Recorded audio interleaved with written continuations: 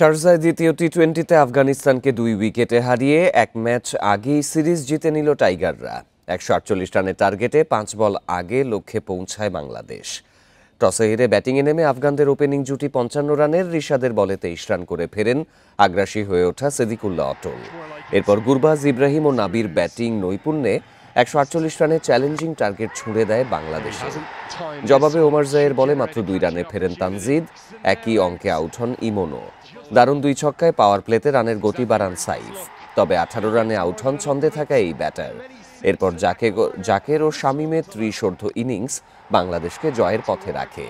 শেষ দিকে দ্রুত কয়েকটি উইকেট হারিয়ে চাপে পড়ে টাইগাররা, তবে চাপ সামলে বাংলাদেশকে জয় এনে দেন সোহান ও শরীফুল। ব্যাটে বলে অলরাউন্ড পারফরমেন্সে ম্যাচ সেরা শরীফুল।